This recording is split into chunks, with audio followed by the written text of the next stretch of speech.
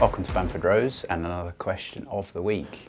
This week we're picking up from a comment from our 100 question of the week special edition, which was our price guide. This comment left on YouTube picked up on my comment where I label the Virage the thinking man's DBS.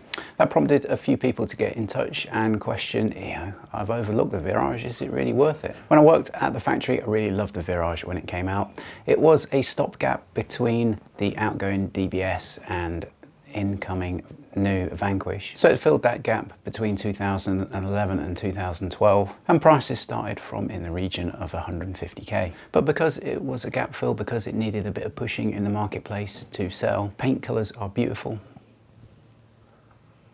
There's normally a bit of colour art going on with the interior trim. It's got some piping, got some good stitching. Standard features included glass buttons and the Garmin sat-nav. And the comment of Virage being the thinking man's DBS is because Virage is, in all intents and purposes, got the same engine power output as DBS. Electronic adaptive suspension and the carbon ceramic brakes.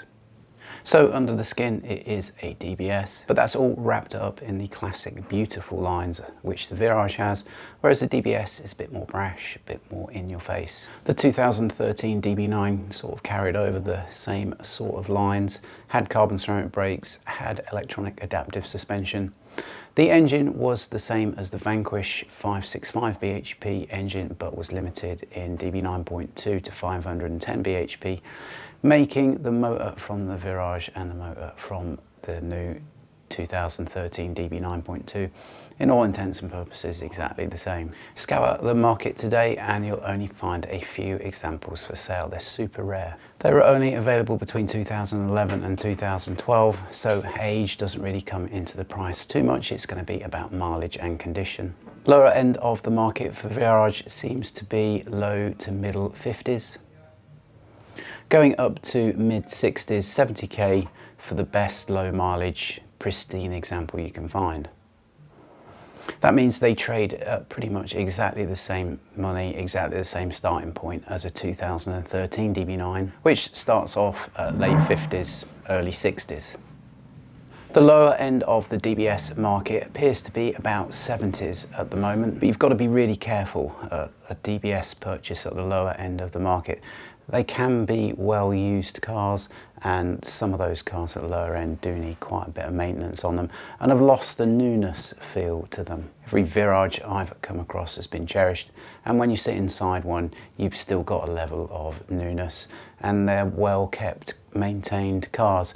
So unlike DBS, where at the bottom end of the market you could be sat on a car that needs some repairs, Virage isn't really like that. The DBS at the lower end of the market is unlikely to have glass buttons. It's going to be plastic. Hasn't got the Garmin nav, and arguably the bit of colour art that's perhaps going on in an individual car, the bit of piping on the leather seats, the stitching, the Virage on the passenger airbag and embossed headrest arguably makes the Virage the nicer place to sit. So bearing in mind that the dynamics on the Virage are pretty much identical to DBS, the only difference between the Virage and the DBS is when you get out of the car, turn around and take a glance at it. Do you prefer the brutish looks of the DBS or the more classic and understated Virage? If you prefer those classic lines, and buy the very best example for late 50s, early 60s, because that is arguably a far better car than entry-level DBS, means the Virage really is the thinking man's DBS. Because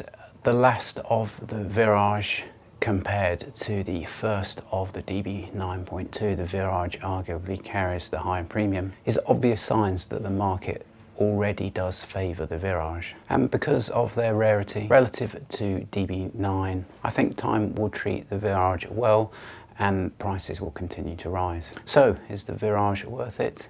Well, yes, in our opinion it most certainly is. And as we pointed out in the 100 question of the week special price guide, it's going to be really interesting to watch a few of these outgoing VH chassis platform cars compete in the marketplace with the second century cars. The first 1000 Director Special DB11s traded at 200k. 3 odd years later, those cars are languishing down at 80 or 90k. There are certain models where I think prices have already bottomed, and if not, are already on the way up. An entry-level V8 Vantage will be one of those cars, as will a 6-speed V12 Vantage. I can't see Virage depreciating further than the prices I've mentioned here, and it will be interesting to see where an appreciating Virage meets a depreciating DB11. Love to hear your thoughts on the Virage, together with any comments about those hidden gems in the Aston range. Hope you like that question of the week.